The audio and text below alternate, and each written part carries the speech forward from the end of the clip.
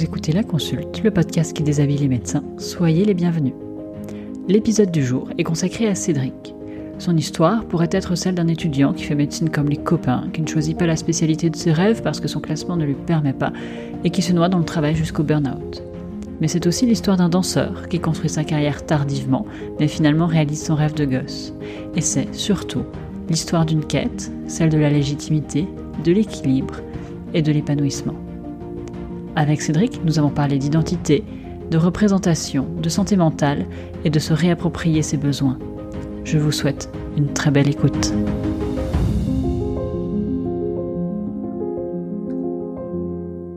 Bonjour Cédric. Bonjour Annelise. Bienvenue à La Consulte, le podcast qui déshabille les médecins. Et pour commencer, est-ce que tu pourrais te présenter de la manière dont tu le souhaites, s'il te plaît ? D'accord. Alors, je m'appelle Cédric. J'ai actuellement 29 ans. Je suppose que ça s'entend, mais je suis originaire du sud de la France, plus exactement Vitrolles. Et je suis actuellement parisien depuis 6-7 ans maintenant.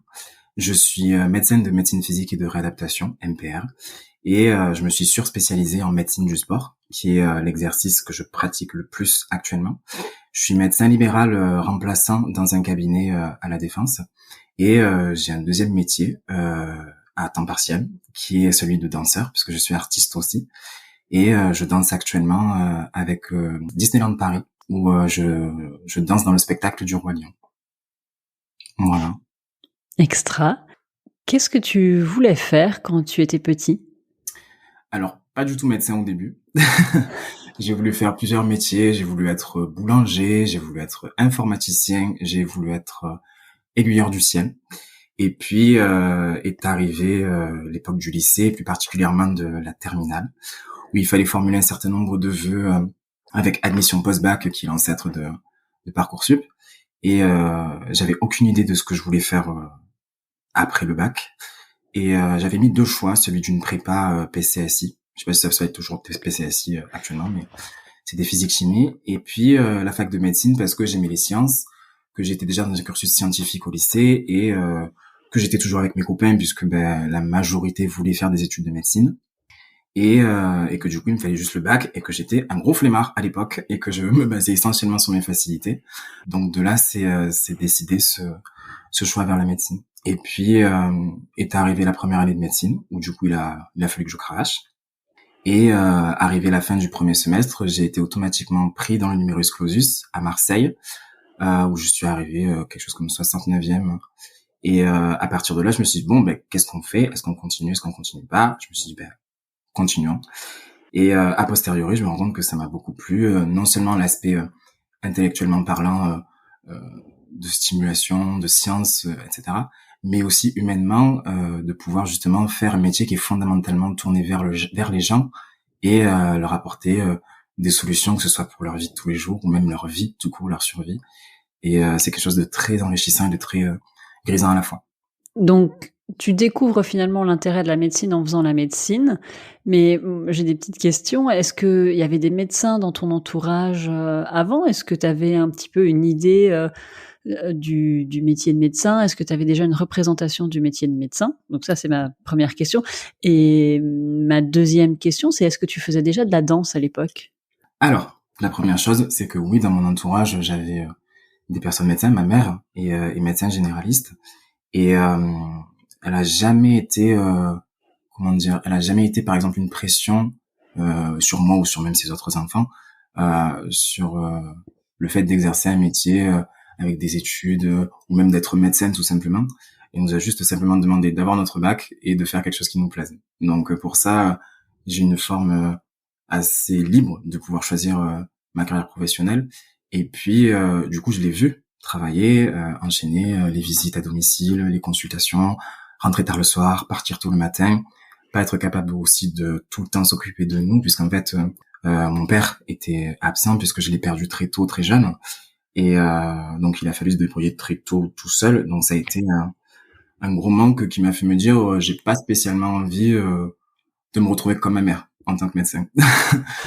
Donc ça c'est la première question. Et puis la deuxième question, c'est que oui, j'ai toujours dansé. J'ai commencé très tôt, à l'âge de 3 ans et demi, 4 ans, parce que ma grande sœur en faisait. Et à cette époque-là, c'était un petit peu mon modèle entre guillemets. Et depuis, j'ai pas arrêté. J'ai arrêté seulement en première année de médecine parce que le temps me manquait.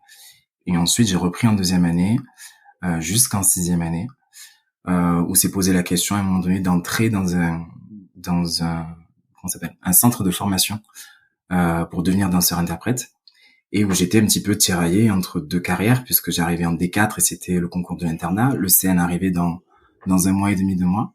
Et à ce moment-là, je suis pris dans ce centre de formation et j'explique aux deux directeurs artistiques que j'ai en face de moi à l'entretien en leur disant, écoutez, je suis en sixième année de fac, il me reste au moins 3 voire 4 ans pour avoir un diplôme, et là vous me proposez de littéralement tout plaquer pour faire ce que je veux faire en tant qu'artiste.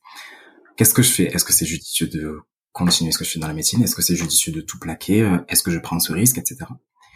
Et j'ai eu deux sons de cloche à ce moment-là, celui de la première directrice artistique qui m'a dit écoute, c'est pas grave, viens faire ton internat à Annecy et puis tu feras l'internat à côté, le centre de formation à côté. Et à ce moment-là, ça m'a un petit peu surpris parce que je pense pas qu'elle se représentait la charge de travail que pouvait être un internat.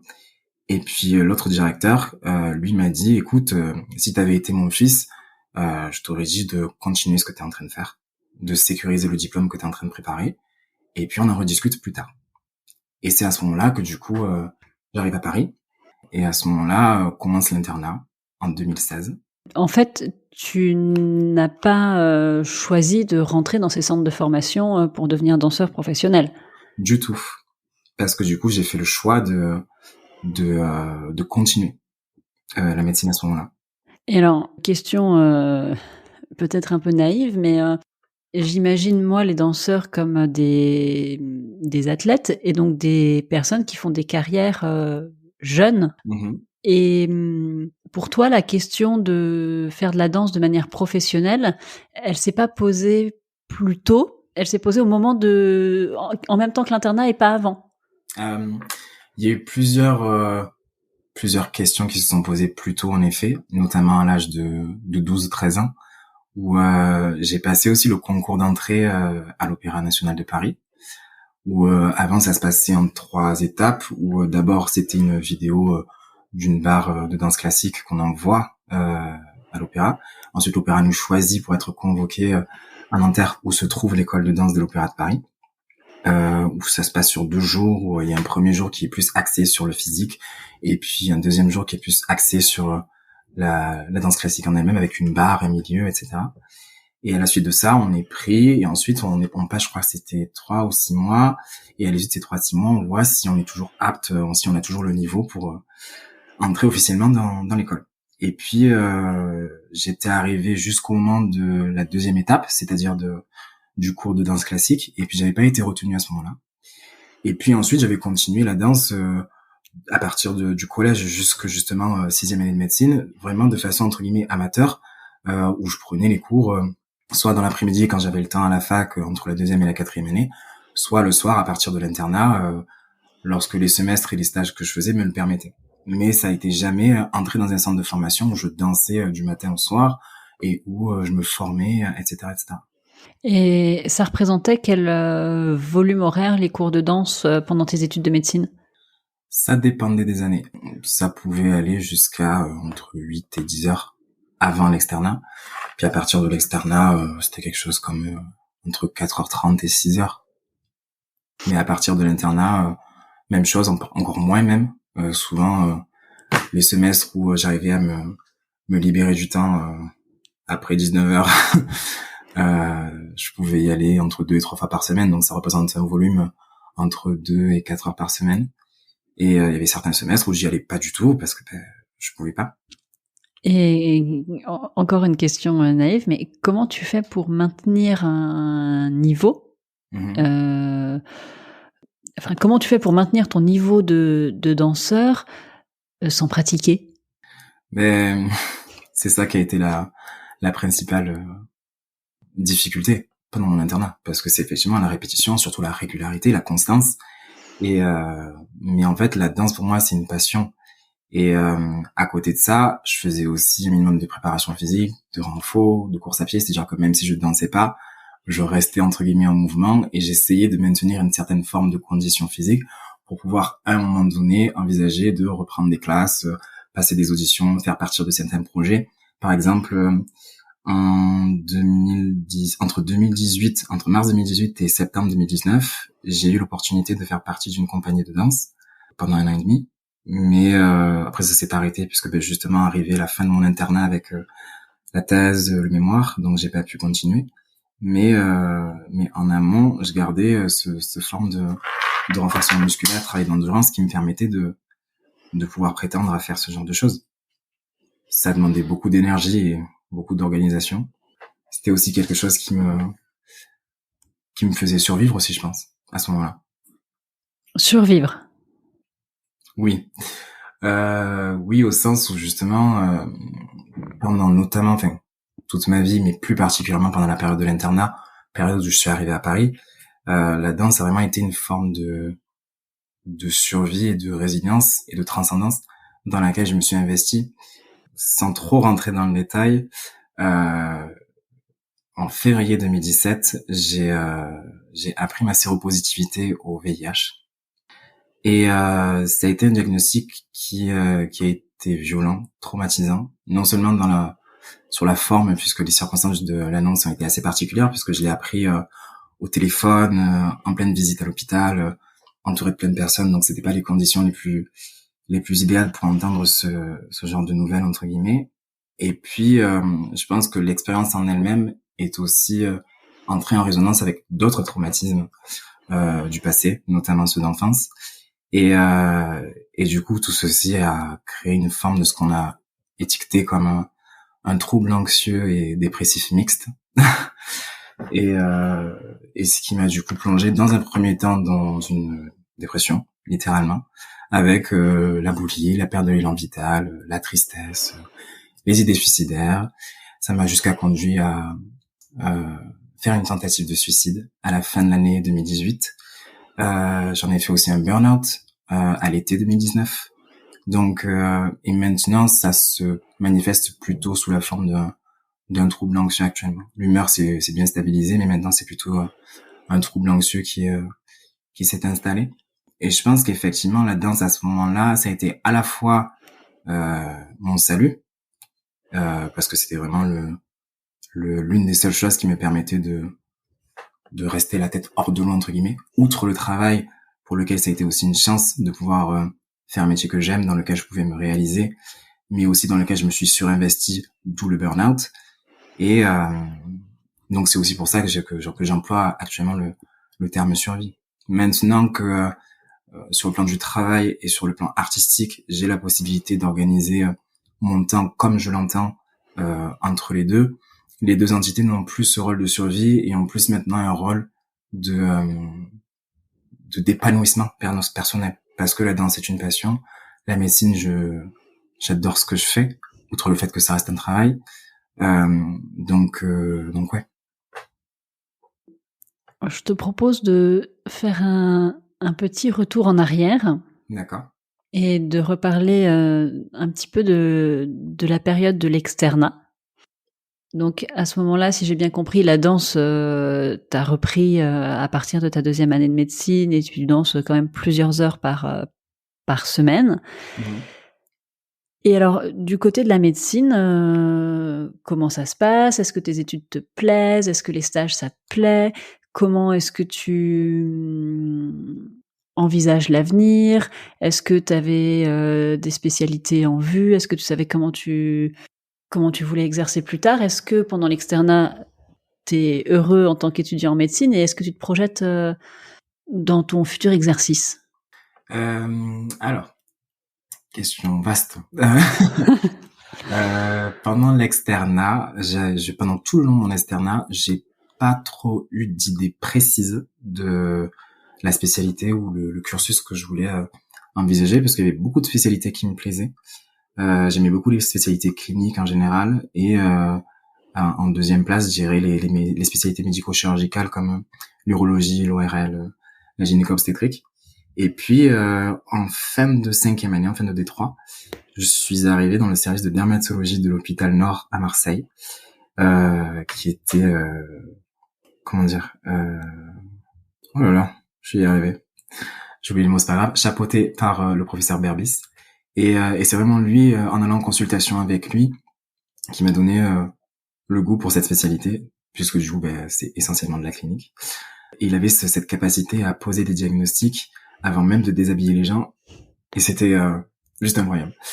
Donc ça m'a vraiment donné au moins un objectif par la suite en début de 6e année pour l'internat. Je me suis dit, en fait, il y a cet aspect-là qui te stimule beaucoup, pourquoi pas tenter dermatologie. Et puis ça m'a tellement plu que je suis retourné là-bas en début de D4, et arrive les ECM où finalement je finis quelque chose comme 3600e, mais pas assez en tout cas pour être dermatologue. Donc du coup ça a été un nouvelle remise en question pendant tout l'été de la 6e année, où je suis allé un petit peu toquer à la porte des services hospitaliers où il y avait des SP qui pouvaient potentiellement m'intéresser. Il y avait l'endocrinologie qui m'intéressait un peu, peut-être pas autant que la dermato, mais je voulais vraiment voir du coup à quoi ressemblait la spécialité. Et puis est arrivée du coup la médecine du sport, où en fait je me suis dit quitte à pas avoir ce que je veux, autant que je fasse quelque chose qui me plaise vraiment.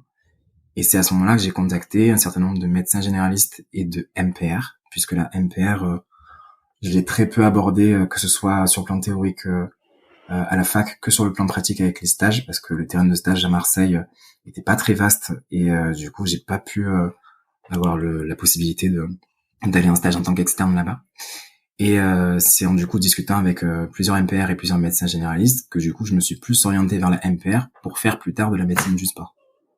A posteriori, au moment où on discute, je me rends compte que si ça avait été à refaire, je pense que j'aurais choisi ce que je fais maintenant plutôt que la dermatologie. Et alors pourquoi est-ce que tu fais maintenant plutôt que la dermatologie ? Parce que je pense que c'est ce qui me ressemble le plus. Parce que j'ai réussi à trouver un parfait équilibre entre une profession, une passion et un moyen de me réaliser en tant que personne. Et qui colle le mieux, je pense, à qui je suis, ce en quoi je crois, et ce que j'ai envie de laisser derrière moi dans ce monde, sans être trop... Tu veux laisser quoi derrière toi dans ce monde ? J'ai envie d'être quelqu'un d'inspirant. Et je pense que chaque parcours de vie est inspirant au travers des expériences que chacun vit.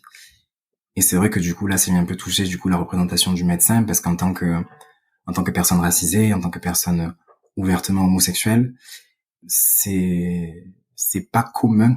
En tout cas, quand je discute avec les gens qui me posent des questions sur mon parcours, j'ai pas l'impression que ce soit quelque chose de très commun d'avoir un médecin danseur qui plus est racisé, qui plus est queer. Et du coup, c'est assez grisant de se dire que on peut se retrouver à des endroits où on nous attend pas spontanément.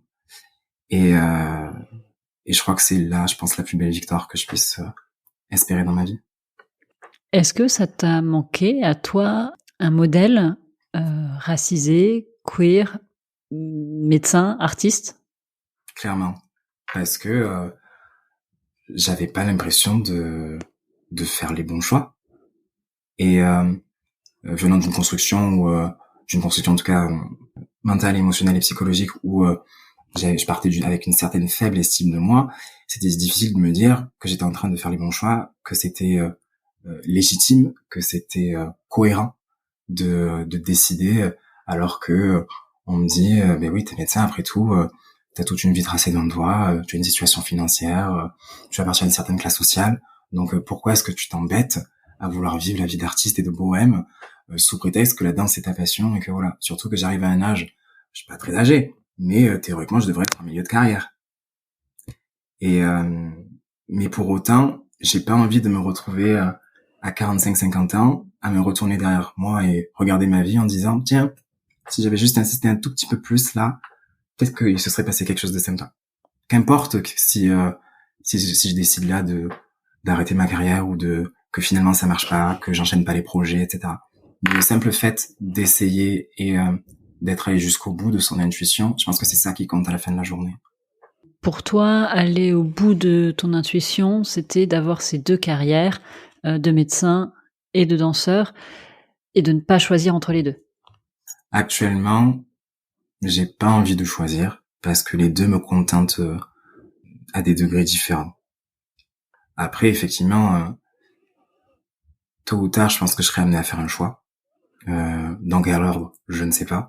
Je pense que l'ordre le plus logique serait de choisir la danse et puis voir ce que donne une carrière de danseur. Et puis, une fois que mon corps en aura eu assez d'être usé dans tous les sens, revenir à de la médecine. Et en plus de ça, j'ai la chance de pouvoir travailler dans la médecine de la danse actuellement, puisque la personne que je remplace travaille aussi à l'école de danse de l'Opéra en tant que médecin du sport. Donc, elle est au contact des enfants de l'école de danse. J'ai eu l'opportunité de la remplacer là-bas il y a quelques jours. Donc, c'est hyper grisant de pouvoir se dire que je fais les deux choses qui me plaisent le plus dans ma vie. J'ai pas trop envie de choisir là. Vu comme ça me donne pas trop envie de choisir. Mais je sais bien que tôt ou tard, il va falloir que je choisisse parce que les journées ne durent que 24 heures. C'est marrant quand même, comme la boucle est un peu bouclée, où finalement t'as postulé à l'école de l'Opéra de Paris, t'as pas été admis, mais finalement t'y retournes en tant que médecin du sport. C'était vraiment un moment très bizarre parce que j'arrivais dans un endroit qui était familier sans trop l'être, puisque je suis pas resté dans cette école. Mais du coup, j'y retourne, je réinvestis cet espace dans un autre contexte et surtout avec des dispositions mentales et émotionnelles tellement différentes. Donc, c'est tout bénef. Je regrette même pas le fait de pas avoir été pris finalement. Je refais un petit retour en arrière. Donc l'internat, tu choisis de faire MPR pour aller. Je sais pas ce que t'as fait. T'as fait la CAPA, le desk de médecine du sport. J'ai le desk de médecine du sport. Je suis la dernière promotion, puisqu'ensuite c'est devenu une FST. Donc ouais, j'ai eu le desk de médecine du sport. Enfin, j'ai fini la soutenance l'année dernière, mais en tout cas oui, c'était il y a 2 ans quoi. T'as jamais changé d'avis? Tu t'es jamais dit « Oh la vache, MPR c'est trop bien, je vais juste, avec des gros guillemets sur le juste, être médecin MPR ». La médecine du sport est restée, ça a toujours été l'objectif et ça n'a jamais changé. L'objectif, alors la maquette, pas hasard de maquette, c'est plutôt contrainte de maquette, a fait que j'ai été amené à avoir une première partie d'internat très axée neurolocomoteur. Mais ensuite, du coup, la deuxième partie d'internat, à partir du 5e semestre, j'ai eu l'opportunité de vraiment entrer dans quelque chose de beaucoup plus locomoteur, médecine du sport.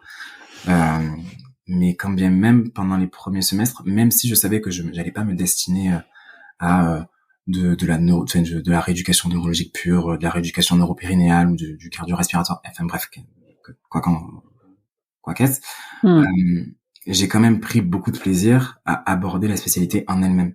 Parce que c'est une spécialité qui est hyper clinique, et j'adore ça, et qui en plus rajoute une dimension très globale et holistique de la prise en charge des patients. Et qu'en fait, on prend pas juste en charge des pathologies, mais vraiment des personnes qu'on aide à réinvestir tous leurs espaces de vie de la meilleure des façons possibles.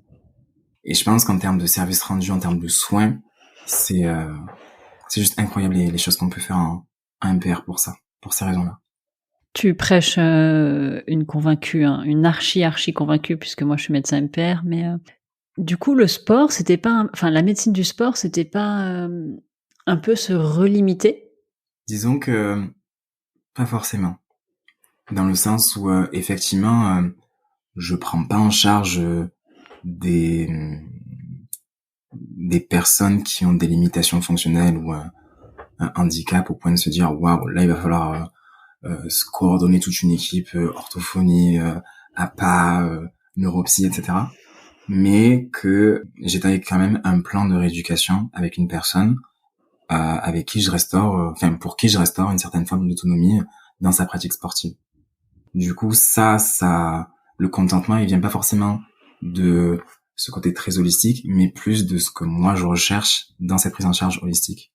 Et ce qui est donc priori du sport, puisque moi-même, en tant que danseur, je suis sportif de haut niveau. Tu crois qu'il faut être soi-même sportif pour aimer faire de la médecine du sport? Ça aide. mais pas forcément.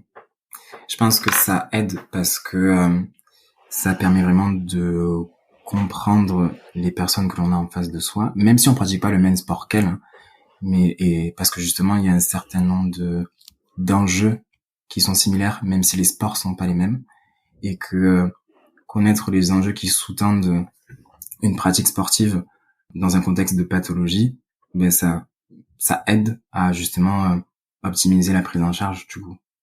C'est un certain nombre de raccourcis que les patients qu'on a en face de nous n'auront pas explicités pour que justement on aille plus rapidement à la solution. On arrive, tu fais ton internat, tu danses toujours à côté. T'as suivi le conseil de ce directeur de centre de formation qui te dit d'assurer le diplôme et ensuite de revoir pour la danse. Donc, tu assures le diplôme. Et ensuite je soutiens ma thèse en octobre 2020. Et puis, à l'été 2021, je réécris à ce directeur en disant « Coucou, j'ai fini ce que j'ai commencé. Est-ce qu'on peut se revoir ?»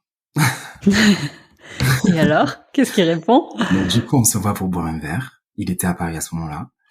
Du coup, je lui explique ma situation à ce moment-là, en 2021. Je lui dis écoute Reda, il s'appelle Reda. J'ai 27 ans actuellement. La danse actuellement pour moi, c'est un loisir que je fais de temps en temps entre 2 consultes et quand je finis pas trop tard.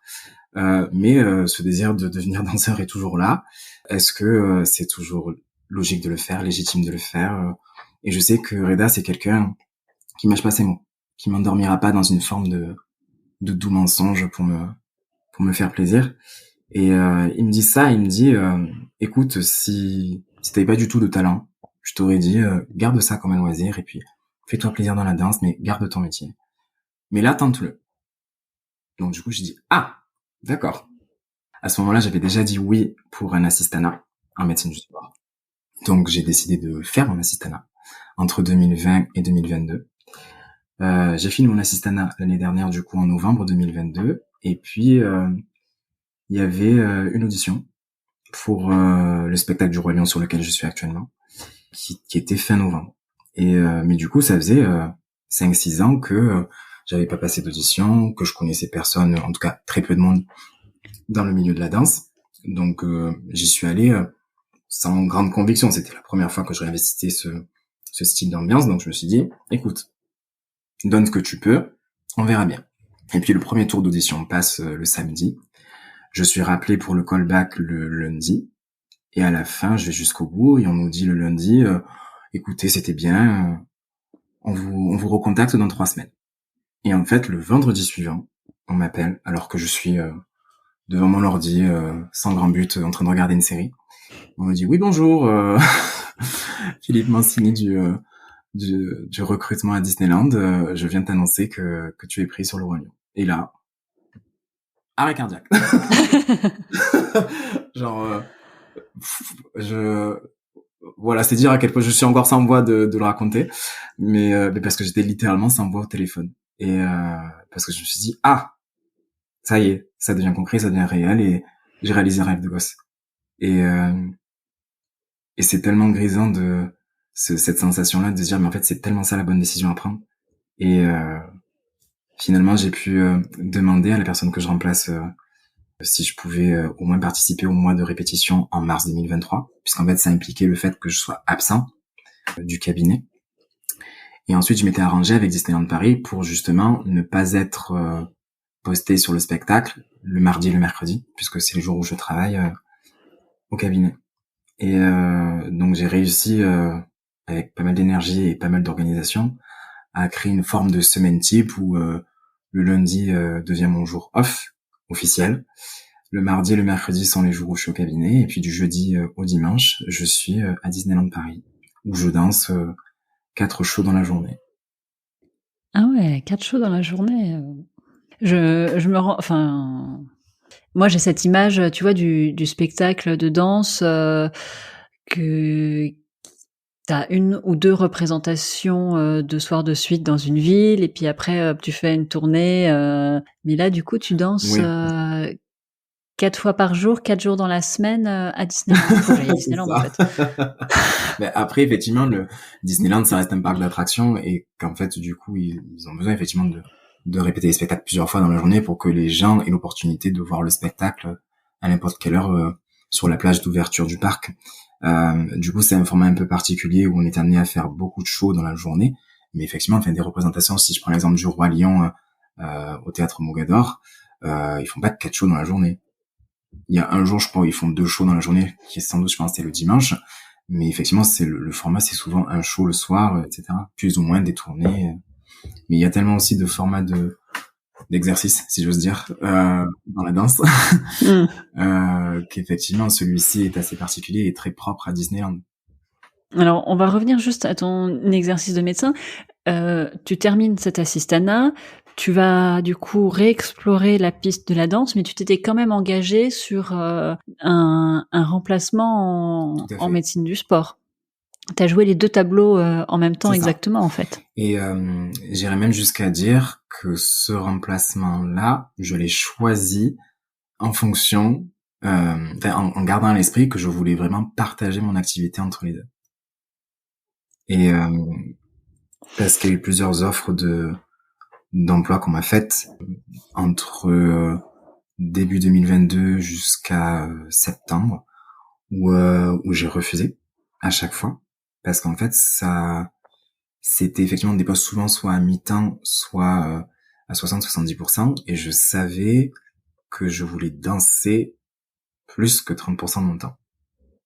Du coup, vraiment ce remplacement-là, où j'ai la possibilité de remplacer finalement 1 jour et demi par semaine, il est arrivé à point nommé, et en plus en médecine de la danse, parce qu'il collait vraiment à ce que je voulais, alors que j'arrivais à un stade de ma vie où je finissais mes études, j'avais enfin un certain nombre de diplômes qui me permettaient d'entrer dans la vie active de façon sereine et avec des armes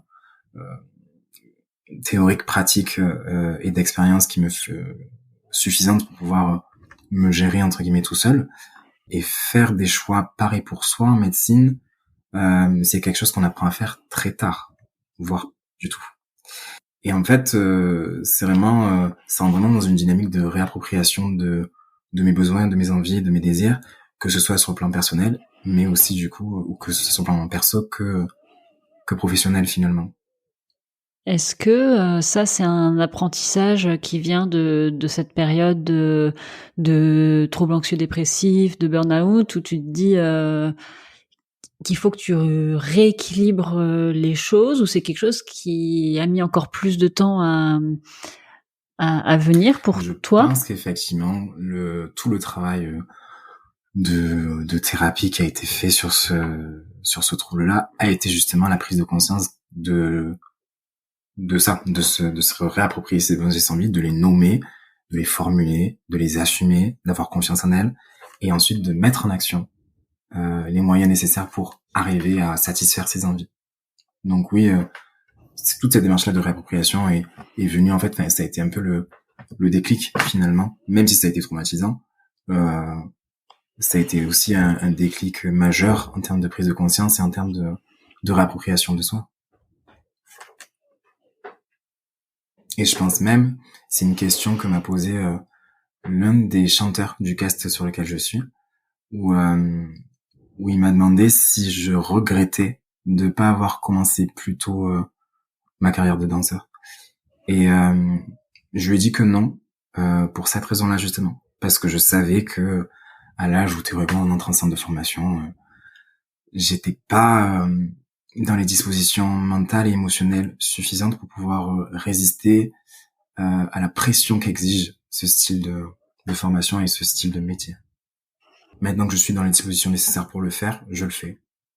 Est-ce que dans le monde des danseurs, t'es un petit peu un ovni alors, parce que t'es plus vieux peut-être que la moyenne, t'as un autre métier à côté? Ou est-ce qu'il y a plein de danseurs comme ça qui ont 2 vies Alors, il y a beaucoup de danseurs qui ont effectivement plusieurs vies. Et ça a été rassurant de discuter avec eux pour justement me dire que j'étais pas tout seul dans ce tiraillement-là, dans le fait d'être une sorte de couteau suisse, si j'ose dire. Euh, mais des danseurs dans le cursus médical spécifique, il y en a peu. Peu. Et si je raccourcis encore plus le champ, c'est des danseurs médecins racisés, non, j'en connais pas. Non, non. Du coup, oui, effectivement, je passe pour une sorte de d'ovni.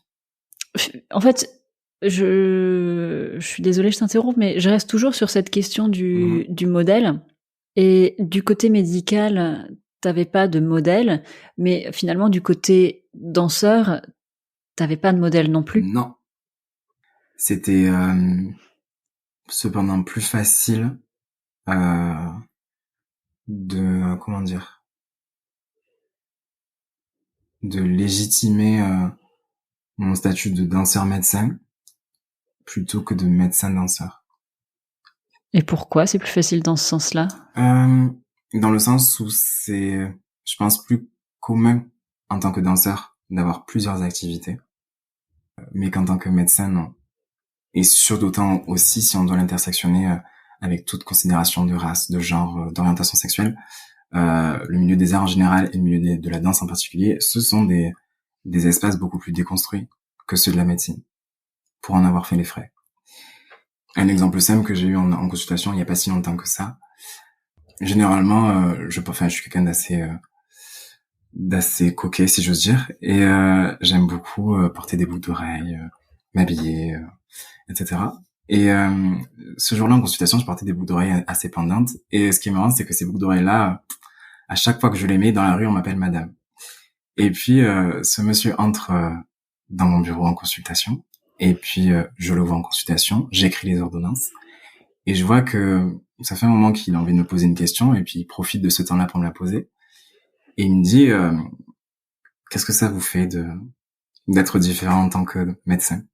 Et je savais pas s'il l'attrapait sous le prisme de la race ou s'il l'attrapait sous le prisme de l'orientation sexuelle. Mais toujours est-il que je lui ai répondu que de toute façon c'était difficile pour moi tout le temps et partout. Et qu'en fait le cadre de la consulte c'est juste un zoom de ce qui se passe dans ma vie en général. Et que de toute façon j'ai pas à le voir comme un problème à ce moment-là, parce que tant que je satisfais très exactement à ce que la personne est venue chercher en consultation et que j'accède à ses besoins, aucune considération de qui je suis en tant que personne n'a à intervenir, puisqu'il s'agit pas de moi à ce moment-là. Je rends service à une personne, donc c'est elle le centre de l'attention et l'intérêt du rendez-vous. Donc j'ai plutôt même envie de me dire que c'est une force, au sens où du coup effectivement, c'est pas commun, mais toujours pareil, on en revient au fait d'arriver à des endroits où on m'attend pas. C'est quand même très étrange de s'oublier pour être au service de la personne et en même temps d'être à sa place avec son identité propre. Et il y a une espèce de tiraillement entre les deux. Dans ce que je comprends de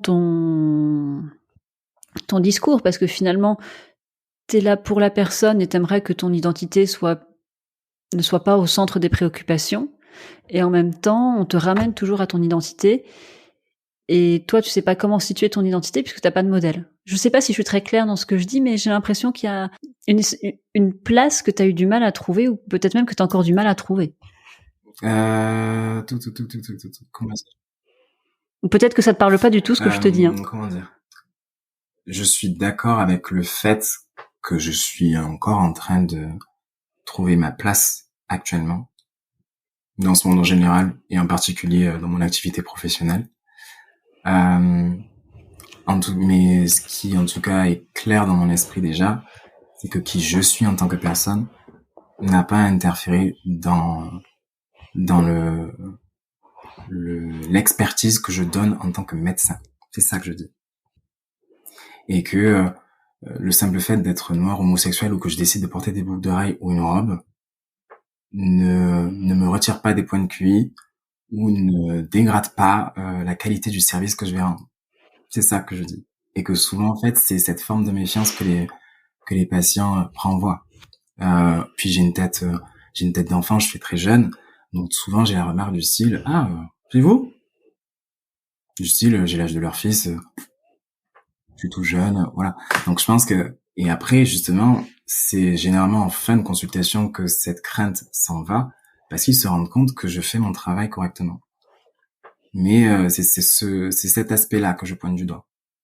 C'est de questionner la qualité de mon travail sur la base de qui je suis en tant que personne.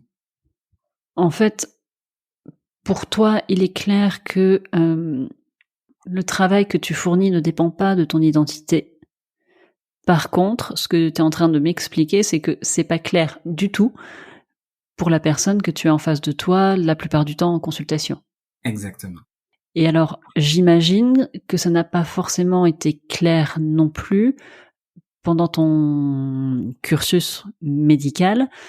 Alors, pour les patients, mais aussi peut-être pour les enseignants ou les personnes qui étaient chargées de t'encadrer en stage.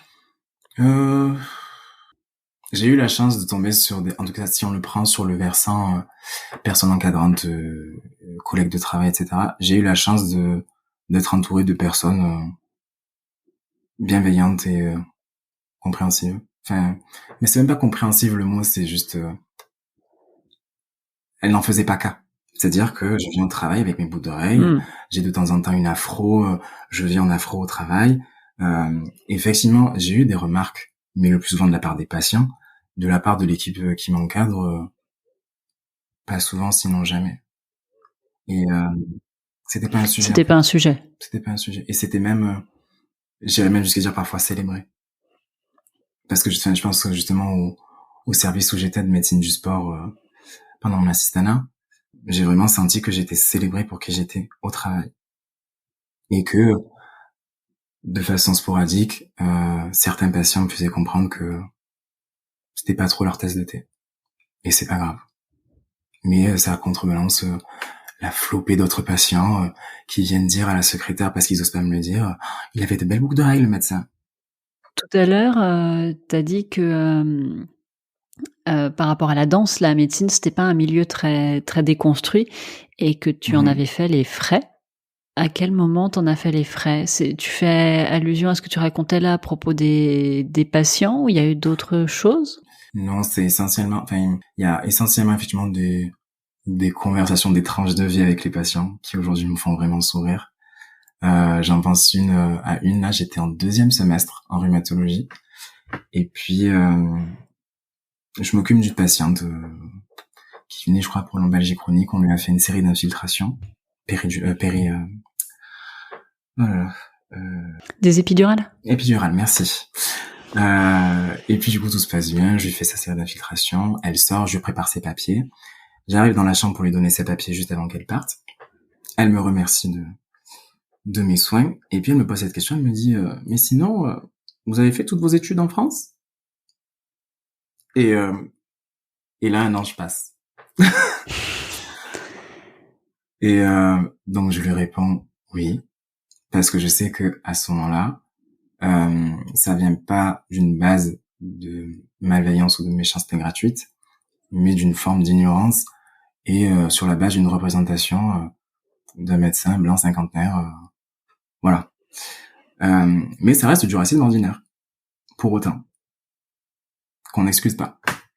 Et puis il y a aussi le fait, en termes de représentation toujours, où je me retrouve souvent à être la seule personne noire ou racisée d'un service. Ou en congrès, je pense notamment au congrès que j'ai fait il y a peut-être 2-3 ans en médecine du sport, où on s'est posé à un bar et j'étais la seule personne noire du bar, parmi une flopée de médecins. Et qu'en congrès, j'en croise pas des masses. C'est de mieux en mieux, certes, mais je pense que c'est à interroger. Il y a une autre aussi, un autre cas, mais ça c'est encore plus antérieur, c'est quand je suis arrivé en 2e année de médecine, où j'ai découvert le trombinoscope de la promo, où on était à Marseille, donc on était quelque chose comme 325, et sur 325 personnes, il y avait 4 hommes noirs. De Cédric de Emmanuel pour la coïncidence, mais 4 hommes noirs. Ouais, j'imagine que c'est pas exactement un échantillon représentatif de la population générale à Marseille. C'est ça. Ou même en France d'ailleurs. Tout à fait. Donc ça, en plus c'est pas moi qui le dis, c'est pas moi qui invente, c'est juste du factuel et c'est des choses c'est des faits que j'observe. Mais je pense que c'est important de justement éduquer les patients à notre échelle sur justement d'autres façons d'exercer la médecine et d'autres façons de se représenter un médecin. Et si justement ce style de réflexion, moi ça reste finalement mon plus beau compliment parce que je me dis là je suis en train de titiller un petit peu une construction. Je suis en train un petit peu de bousculer une façon de réfléchir, une façon de penser, une façon de percevoir les gens. Qui se fait en douceur, hein, parce que j'ai pas besoin de m'énerver, de me mettre en colère ou entrer en opposition avec les gens pour leur faire comprendre qu'ils ont une représentation un peu arriérée de la réalité de la vie actuelle. Mais que c'est important du coup d'accuser de réception que d'autres réalités de vie existent et qu'elles sont tout aussi légitimes et valides. En fait, ta seule présence suffit à interroger et à remettre en cause la représentation qu'on se fait, enfin que la population en général se fait du médecin. C'est ça. Et moi, j'ai l'impression que il y a un petit décalage entre la représentation que la population se fait du médecin et la représentation que les médecins se font d'un médecin. Mmh. Tout à fait. T'en parlais au début, t'avais un espèce de syndrome de l'imposteur, si on peut le nommer comme ça, Oui. à être en étudiant en médecine. Quand est-ce que t'as admis que tu étais complètement légitime à ta place, même si tu collais pas à la représentation que peut-être tu te faisais du médecin?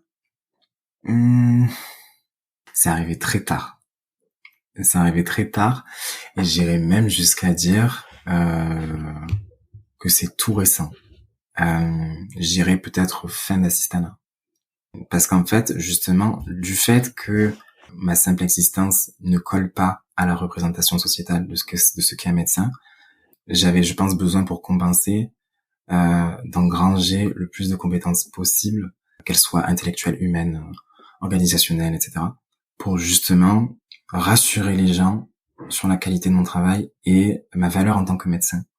Mais du coup, c'était un peu illusoire parce qu'en fait, c'était chercher une validation extérieure à ma propre personne, en fait.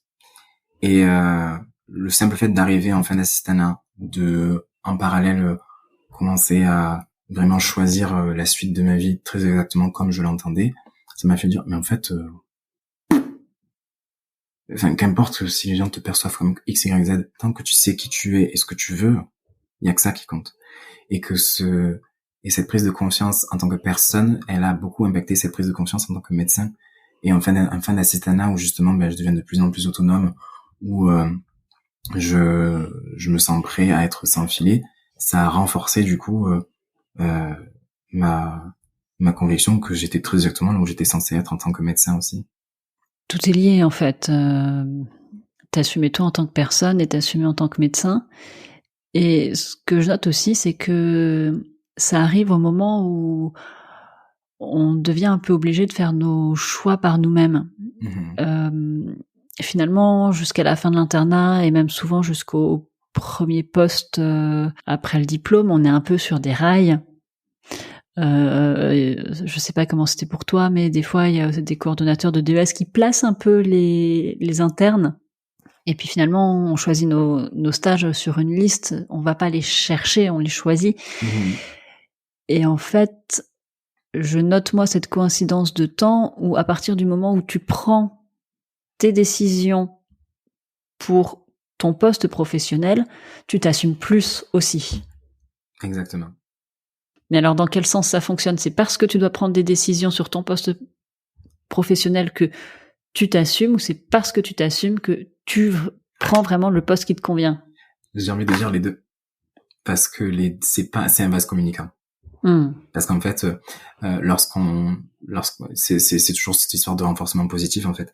C'est lorsqu'on voit que en fait, l'énergie, le temps et les moyens que l'on met en place dans un espace pour arriver à nos fins et observer le résultat d'un choix qu'on fait par et pour nous-mêmes, ça nous met en confiance. Et de se dire, en fait, cette énergie-là que j'ai mise à disposition dans cet espace, pourquoi pas, en fait, elle est toujours disponible dans un autre espace, d'une autre façon, parce que c'est pas le même espace, mais elle est toujours là.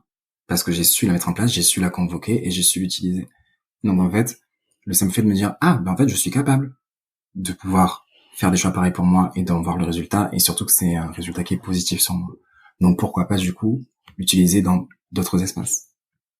Et donc tu rentres dans un cercle vertueux où c'est toi qui prends toutes tes décisions, que ça soit pour ta carrière professionnelle médicale, ta carrière professionnelle de danseur, et peut-être même dans certains autres aspects de ta vie, tu deviens beaucoup plus acteur.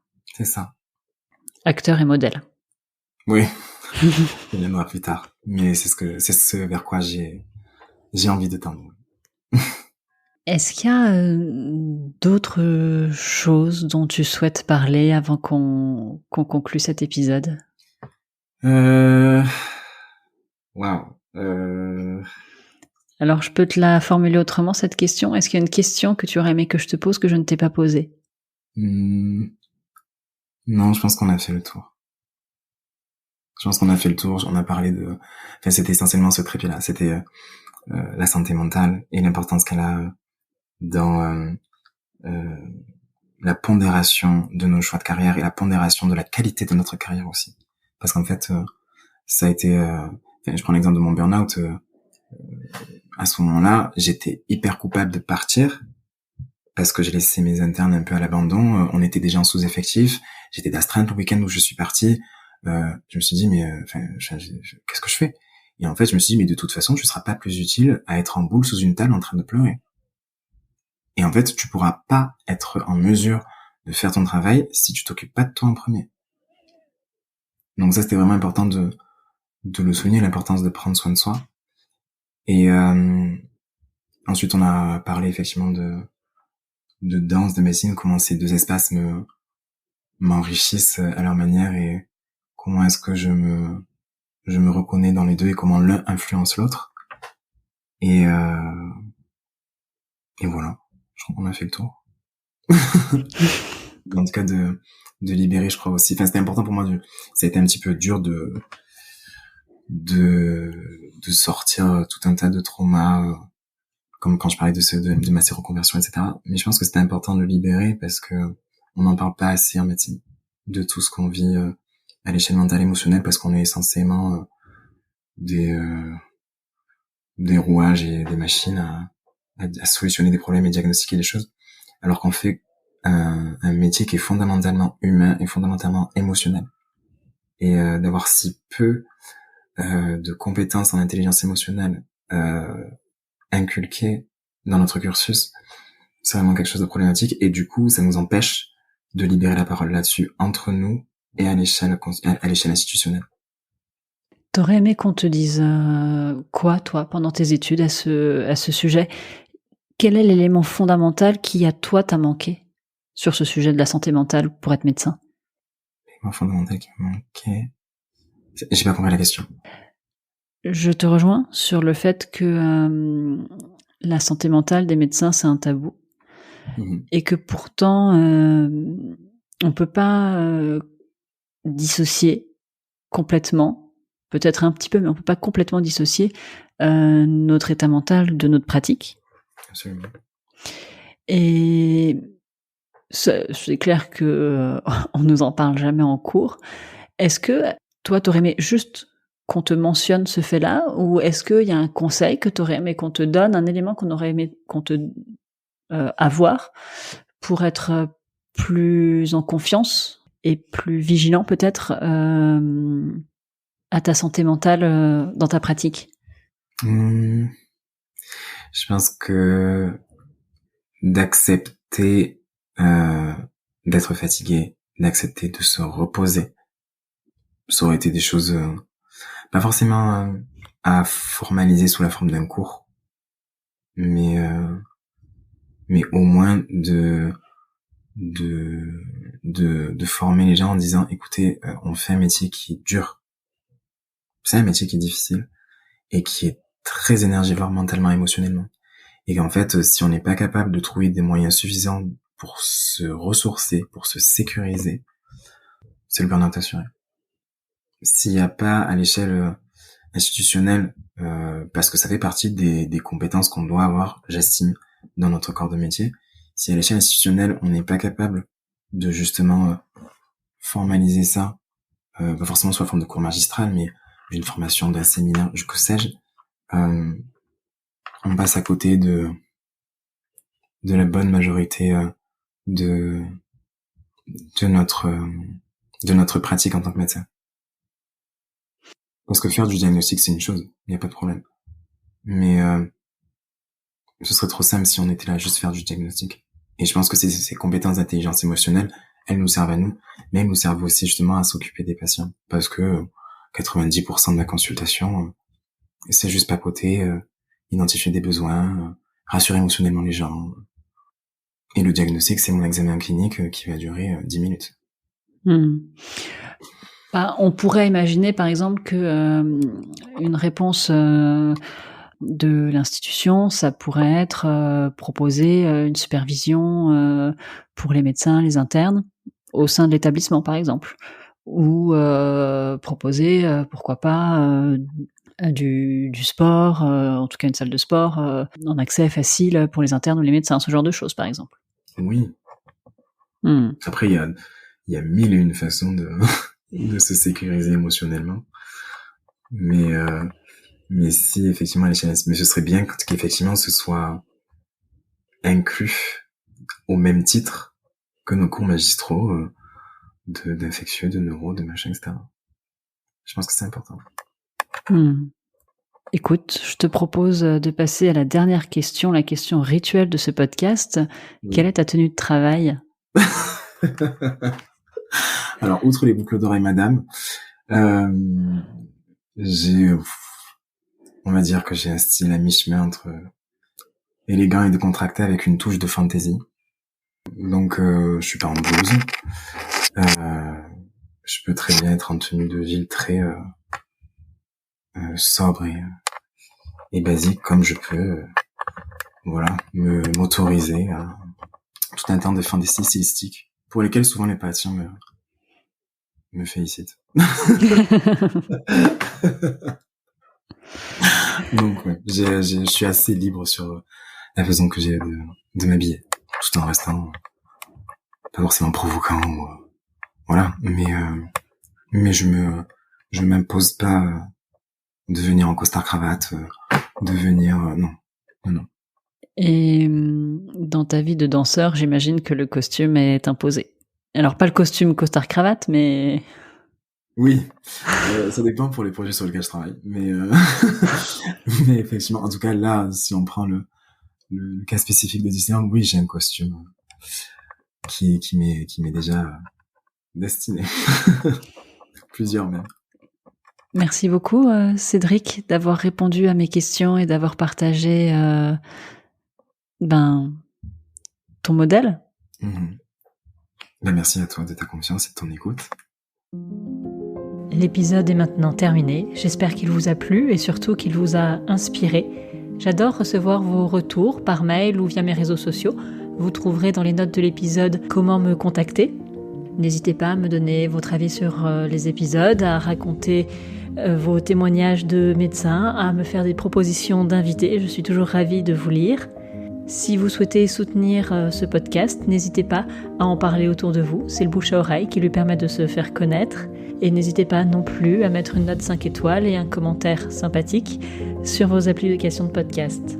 Vous pouvez me retrouver sur mes réseaux sociaux, Twitter et Instagram, Podcast La Consulte.